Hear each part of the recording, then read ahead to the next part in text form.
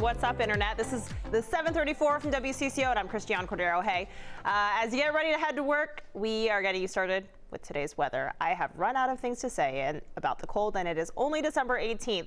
6 whole degrees at noon, warming up to 12, 13 degrees later today.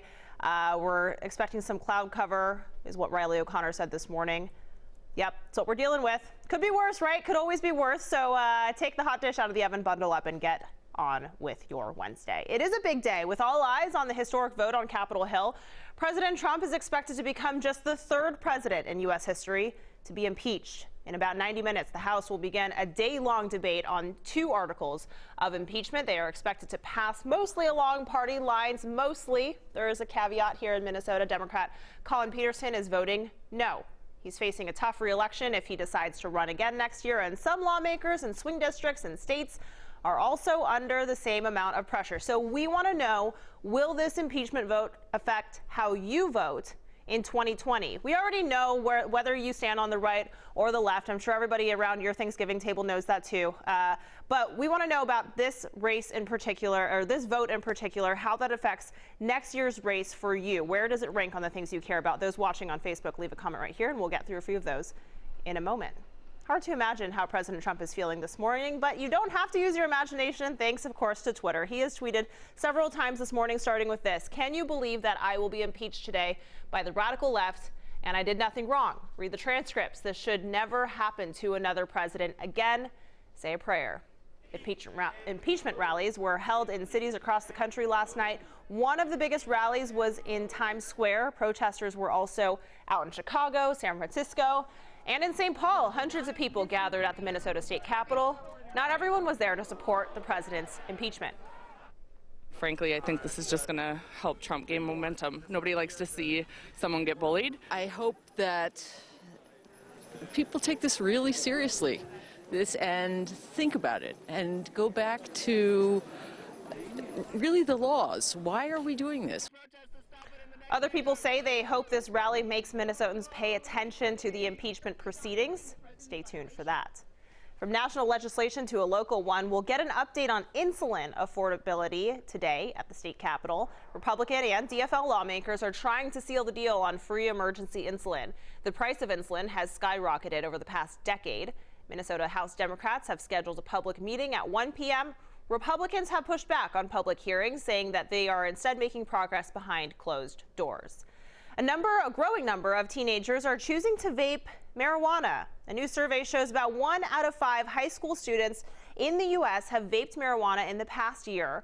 The new report just out this morning found marijuana vaping has been growing faster than nicotine vaping, but vaping nicotine is still more popular. About 1 in 4 high schoolers said they have done it at least once in the previous year. St. Louis Park could become the first city in the state to ban the sale of vaping products in the new year. Right now, the city has approximately 20 businesses that sell tobacco, but only 8 of those sell vaping products. Each was given notice on the proposal. We don't think for a minute that this really solves the entire problem of vaping in St. Louis Park by any stretch. We think that a problem of this size really takes lots of different small solutions. I'm kind of torn because I have a child that likes to vape. I mean, she's 22, so she has her own choices. The city council is expected to vote on the ordinance January 6th.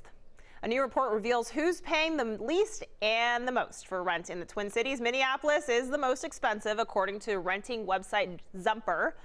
A 1-bedroom unit there costs more than $1,300 a month. St. Louis Park, Eden Prairie, we're close behind. Roseville has the most affordable rent. A 1-bedroom is a little more than $1,000 a month. You can get to the state fair a little quicker in Roseville, too. Hey, despite being the most affordable city, St. Paul renters saw the biggest spike in costs. Rent prices rose 16% since this time last year. You know that massive water park the Mall of America is building? Well, today we're getting a close look at it, or at least renderings of it. Check out the arched glass ceiling. That big pool makes you dream of warmer weather, doesn't it? It would be one of the largest indoor water parks in North America, with a hefty price tag, around $250 million. Bloomington city officials say if the project stays on track, construction there could start early next year. Spirit Airlines knows it doesn't have the best reputation for comfort, so it's redesigning its cabin in hope that it would change that. The changes include more comfortable seats, bigger tray tables, Spirit says the seats will offer 2 extra inches of usable legroom, and tray tables will now be full-sized. Right now, only one plane has gotten the makeover, but the plan is to make it available across the fleet. Star Wars fans can't wait to the new movie to open tomorrow. Here's your chance to get your fix early. Marcus Oakdale Cinema is showing a marathon of all 8 previous Star Wars episodes in case you have literally nothing else going on. It starts at 7 o'clock, runs until 7 tomorrow night when The Rise of Skywalker officially debuts. I'm sure that actually would be a really cool experience if you're a super big Star Wars nerd there. Awesome. Twin Cities home is bursting with holiday spirit. Kevin Milton has 42 full-size trees and a dozen of small ones throughout his home. Each one has specific decorations telling the story of his life and his husband's life. Kevin says he loves seeing what the decorations and Christmas season do for people. The trees are packed up and kept in 2 rooms for the rest of the year. Let's get back to today's talker. We're bringing in WCCO's digital guy, Cole. Cole, Howdy. I can't imagine we would get any comments on this whatsoever. I mean, this isn't a controversial subject No, at all. not a little bit. We have Mary saying, the vote will not affect my vote. I will still support our president. We have Paul saying it sure will affect my vote. We have Ann saying impeach him already. We have Becca saying I'm in for this impeachment. I think it'll affect how I vote. And we have Elaine Ritter saying new president 2020. And a lot of people's, support on either side. Yeah, sure. And people are fired up about it on either side, on both sides, really. It may or may not affect how you vote on your local races or maybe even the national one, but it certainly is a moment in history, so we'll be watching for that. Thank you, Cole. But it's good that people are keeping it nice on our comments. Yes, Minnesota nice. Yeah. You can always count on it. That's it for now. This is the 734 from WCCO, and most of the Twin Cities are on the go, so go ahead and make us your place for mobile news. We'll be back here tomorrow at 7:34 when it is maybe a little bit warmer, maybe not. Until then, be nice to each other out on the internet.